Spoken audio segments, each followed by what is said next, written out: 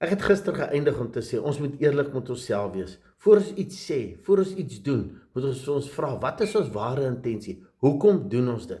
Want onthou, dit wat jy is, dit wat jy dink, die manier hoe jy dink, die manier hoe jy binne oor jouself voel, dis wat jy na buite gaan uitstraal. Dis wat mense gaan ervaar, né? En dis hoekom ek en jy kan nie iets anders gee as wat ons self is en hoe ons oor onsself dink en voel nie. En dis hoekom ek het al baie keer gesê, die dag is, jy kan die grootste empire in hierdie wêreld bou.